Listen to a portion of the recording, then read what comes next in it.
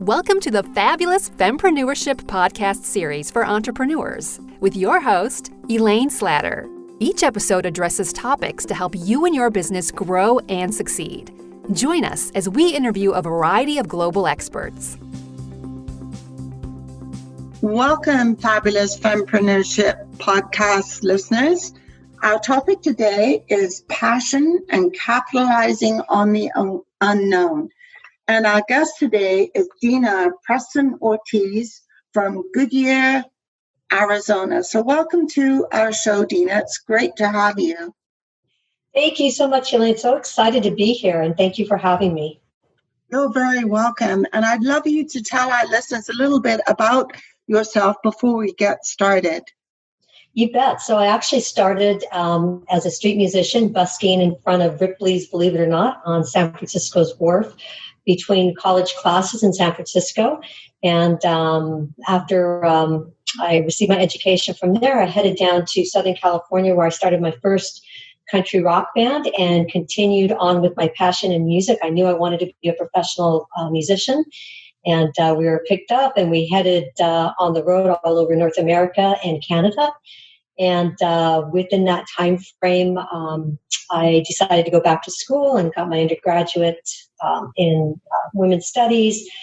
Decided I needed more in business, went on to get my MBA. And once I got my MBA, my brother, who was already a professor, said, "Hey, why don't you come to the university and teach for us? A great way to pay back your student loans." And so I started teaching at the collegiate level and found out that as a second career, I was loving it, and ended up getting my doctorate in business. So today I have a full, of course, a professional band, but also an entertainment company. We've toured 43 countries on 26 world tours, all without a record deal or management. And then I also teach business at Paradise Valley Community College. I'm a resident faculty member there as well. So that's what I'm up to today. I've just written a book along with my husband called 31 Cents to 43 Countries, Hardcore Tips for Increasing Profits. It was a #1 release in the area of entrepreneurship on Amazon. And we also just released a CD in June that complements the book as well. And we've been receiving really great feedback from readers that have taken a look and have read the book. So we're really excited about that and just excited to be here and share some of my information and hopefully have a nice conversation with you today, Elaine. Well, that's fantastic. So the first question is, how can we use our passions to guide our talents that lead to growth? And you're certainly a guide for that, that's for sure. Well, thank you so much for that question. So I think what passion does is that it will define your purpose. And so if you're passionate about something, it doesn't matter how many times you get knocked down. And if you're a small business owner or entrepreneur, you know you're going to get knocked down a lot because it's a learning process. It's a constant learning process. And so finding your passion helps you define your purpose. And secondly, once you find that passion, it's very important for you to evolve through talent mastery and focused efforts. So when I left my performance as a street musician and I started working in professional environments and competing among other professional bands, I was told by an agent that I just wasn't professional enough to be singing and making money at the level that I wanted to. And while that really hurt my feelings, it also made me go back and study voice and learn how to sing correctly so that I can make the most out of my talent. And it's really that studying and learning how to sing correctly and mastering my vocals that has given me my work and that I've been doing today as a professional singer and, of course, as a band leader. So again, finding your passion defines your purpose, and then you have to evolve it through talent mastery and focused effort. And that can be formal classes, that can be informal classes, but it really is about lifelong learning. I'm still taking classes, even with the doctorate in business. Last spring, I just took a class at MIT for data analytics because marketing is changing so much in the field of business that I need to have that information. Yeah, the world is changing really quickly. Online, marketing online, AI, all those technical things that are going to accelerate I think in the next few years and so you're right, we have to develop the different competencies that we need. And that's the next question. How can talent development lead to creating distinct competencies? And this is a really great question, Elaine, because even if you're a small business owner or an entrepreneur, or you're somebody like me who works with other musicians in my band, it's not about me. It's about us as a team. And I have to leverage my team members, my musicians' talent as well in order to create that competitive advantage, because as musicians, we're offering a service. And so the service is going to vary based on the talent I have in the band. And if I'm not bringing out the best in each of my musicians, that means that I'm not offering the client or the end user the best in our music. So it's very important that we learn how to merge the best of our skills. And we not only want to look for complementary skills within our talent, whether they're employees or musicians or even your distribution channel members, but you also want to look for skills that are different so that you can develop that competitive advantage. Don and I come from, my husband Don and I come from and Don is the musical director of my band, and we talked about this. I actually hired him to be in my band, but 30 years ago, we just celebrated our 31st anniversary. I can't believe it's been that long. But when I met him, we came from very different backgrounds. My background was in country music. His background was in rock and glam rock. And it's actually through the years that we merged those talents that we actually developed our own unique competencies in terms of music and creating that very unique sound. The other thing that I think is important is that you cannot, as a leader, be afraid to step back and let others who have expertise lead. I don't know it all, but sometimes my band members do. I mean, I've got a musician in my band that has a doctorate in music. So when we went to Fiji and we were teaching music students, I made sure that I stepped back to let him shine because he knew more than I did. So as leaders, also, we need to be able to step back and know when to follow as well as when to lead.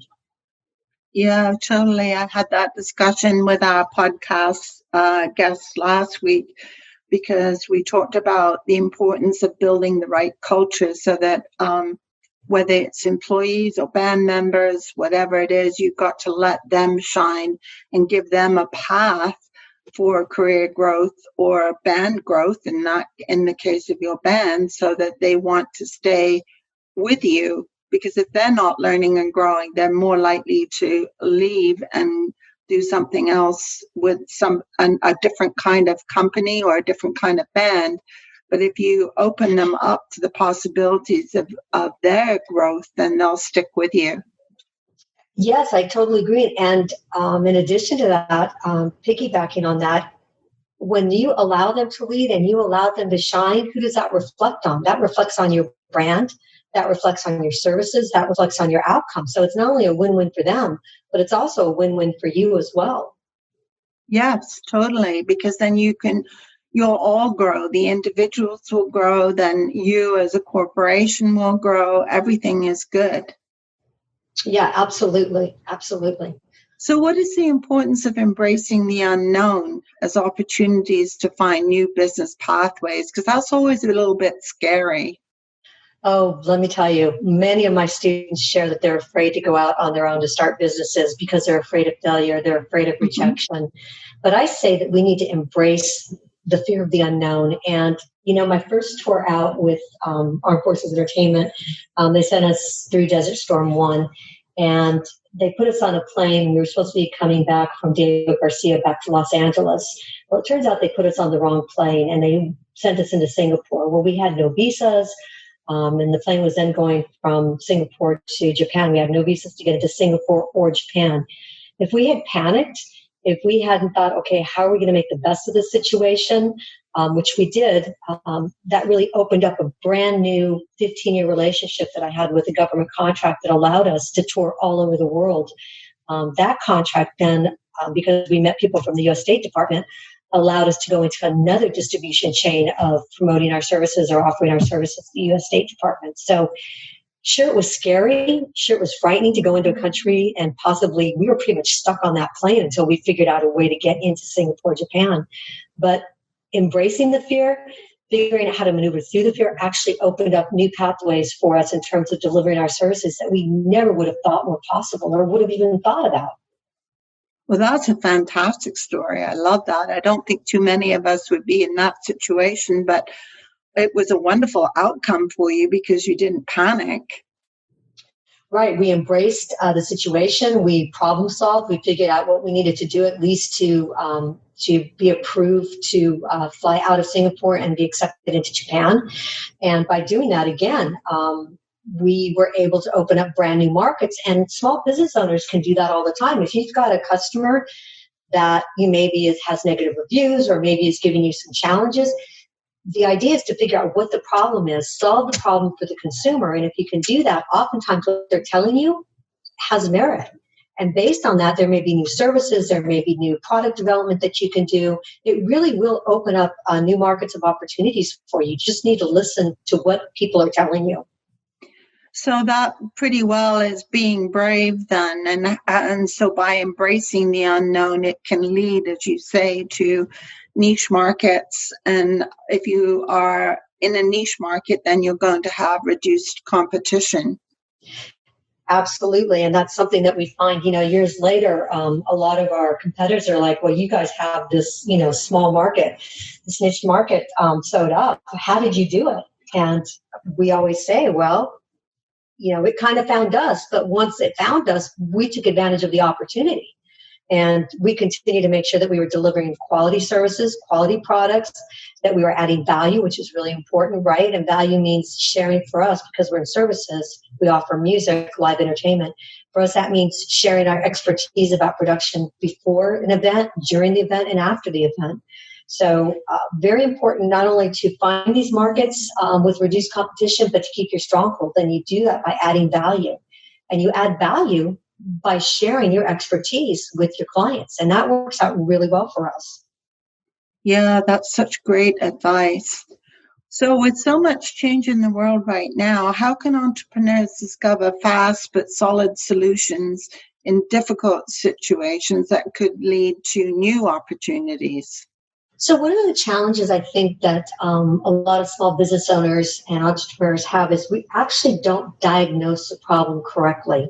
And so one of the things we have to do is not diagnose the symptom of the problem, but we have to diagnose the problem. So if an employee is coming late to work, many of us would say, oh, the problem is the employee is coming late to work. That's not the problem. There's a reason that the employee is coming late to work. And if you can find out what that reason is it a motivation issue? Is it because they maybe put their car in the shop and they don't have transportation? They're taking the bus to work, right? So if you can figure out what the actual problem is, then you can help solve that problem. Once you figure out what the actual real problem is, you can then develop alternative solutions based on the problems or the solutions. You then can look at the alternatives and define the limitations of each of the alternatives.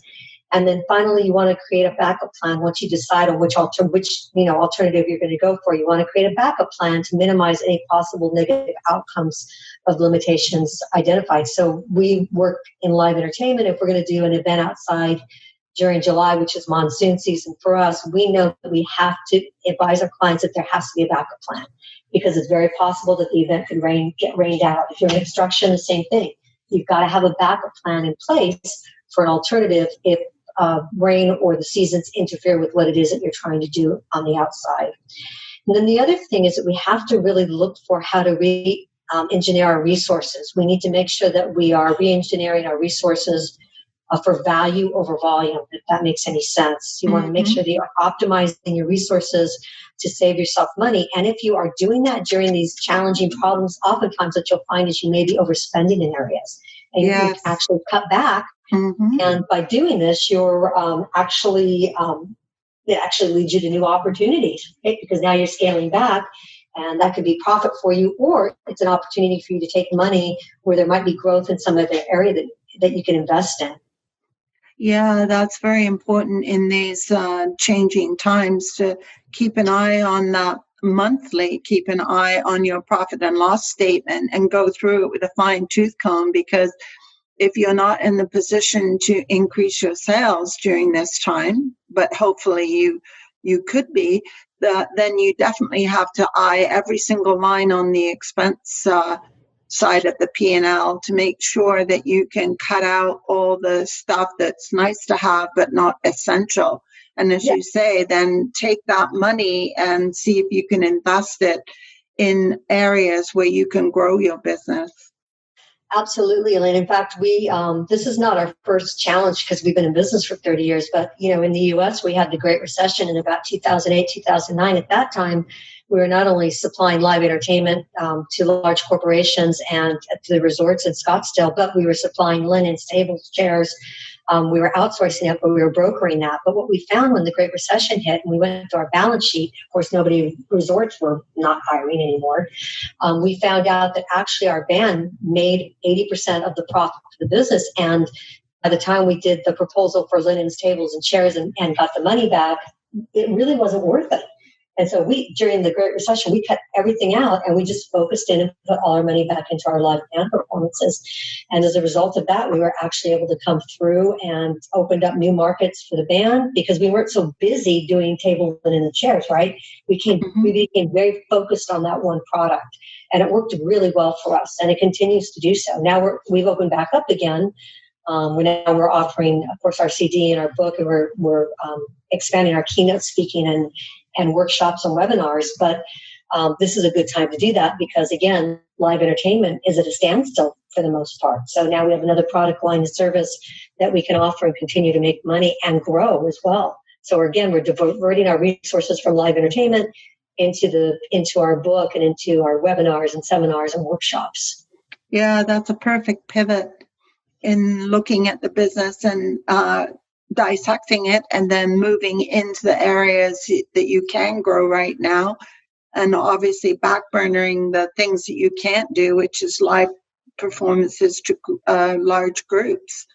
So with the book and different other aspects that you're doing, playing in smaller venues and doing webinars and corporate work and focusing on the business side of your business, you've been able to weather the storm, and I'm sure you will for years to come. We sure hope so. It's nice to have this skill set, and like I shared earlier, it's really important based on what your learning needs are, and everybody learns differently, whether that's going on YouTube and going to, there's a lot of universities and colleges that offer free YouTube and videos for learning, whether you enroll into a university course or community college course, which is a great way to get information. Continue to learn and continue to stay on top of that, because it's this learning that's going to give you the strategy, right? Yes. Coupled with your experience, because experience is important too.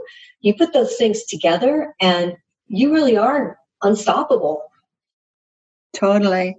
So what role does gratitude and joy playing in developing your passion, add talent to capitalize on the unknown? So, Elaine, if you love what you do, you're going to have the strength to persevere regardless of the challenges that you face. And as you and I discussed earlier, finding joy doesn't mean that you shy away from the negative. It means that you manage it differently. And so when challenges come, know that each new challenge is going to give you the ability to grow and learn and to build your toolbox from which you can pull from as you continue to move forward in your success. I think it's important also to have work-life balance. So you need to have gratitude, at least I do at this stage in my career, for things like a great cup of coffee and a kiss from my husband in the morning, or from my son, sunshine. And one of my favorite things right now to do is actually get up, have a great cup of coffee, and sit on the patio for maybe 30 minutes and just let the sun shine on my face. It just makes me feel positive. And I think it's those micro moments of joy that really makes us happy, and that actually adds years to our life and helps reduce the stress that we might be facing. And then finally, from a business standpoint, I think joy and gratitude, if you're happy and you're grateful and you're joyful, I think that rubs off on your customers, making their experiences, your team, your products, your services memorable. If you can provide them a memorable, joyful experience, that definitely is a value-added service that you can give to them that they will never forget. People don't always remember, from a music standpoint, what songs you may have sung, but they do remember how that you made them feel, right? Yes, totally. If you can relay that joy and your excitement, and you can share that off. It definitely rubs off on your customers, and they remember the experience and will come back to you and will refer other people to you as well. Yeah, I love your advice, finding those micro moments of joy, because that actually fuels your passion. And then that in turn, in your case, would go through the music, helping people enjoy and have joy in their lives, because that's what music does for sure. But also, if you have passion, as you said, it will shine through to your clients. And they will want to work with you just because you're easy to work with, that you have a passion for what you're doing. And of course, then they're going to recommend you to their friends if they've had such a great time working with you. Absolutely. It's definitely a lot of attraction. I'll tell you, bless our clients, because we've had a very strong foundation of return clients. In fact, the work that we've done overseas has really been a result of our clients who have taken us, may have met us in one place, like let's say Armenia or Azerbaijan, but then as they have moved in their careers, they take us with them. And every time they do, we make sure that we are providing their audiences and their work staff with a joyful experience as well. When you're difficult, who wants to work with you? Yes, totally agree. If you're difficult to work with, you might get the one order, but that's it. Nobody's going to want to hire you again. And I think you have to have your customer right out there in front of you all the time, in the way that you treat your customer, totally, through the good stuff and the bad stuff too, because sometimes you're not on the same page, and you have to be patient and steer your customer back so that you're both on the same page again, and listen, as you said. Listening is a very important tool. So you've given us some great advice today, Dina. I just love chatting with you. So before we close, I think you have a special offer for our listeners today. You bet. So along with our book, 31 Cents to 43 Countries, if your listeners would like to go to our website, it's deospeaks.com. So D as in dog, E as in Edward, O as in Oscar, speaks, plural, one word, .com. And you go to the publication page, there is a free download of our favorite top 10 hardcore tips for increasing profits. So feel free to get on there and check around the website, and reach out to me if you have any questions or you just want to chat. I'm more than happy to help or have a conversation with any of your listeners regarding business, music, anything I can do to help support their success or their journey along the way. And I'm sure I'll learn as much from them as they will from me. Well, that's a fantastic offer, Dina, and with all your expertise in both business and in the band, that's quite the combination of being the lead in a band and then also having your doctorate in business. I don't think I've ever met anybody with those two diverse talents, but kudos to you. It's been an amazing conversation. Thank you. I've really enjoyed working with and speaking with you too, Elaine. You've got a wonderful background, and thank you so much for providing this service for those of us that want to reach people, and also for your listeners. It's really awesome what you're doing. Oh, thank you so much. And I loved having you as a guest, and we'll stay in touch. Thank you. You bet. Take care, and take care to your audience as well. Great to meet you all. Okay. Thank you. You take care too. To receive your free gift and connect directly with the podcast guest, visit our website at fabfempreneurship.com/entrepreneur mastermind podcasts and click on this episode. Here's to building your business growth, one step at a time. If you enjoyed this podcast, why not tune in to other episodes in this series at fabfempreneurship.com/entrepreneur mastermind podcasts.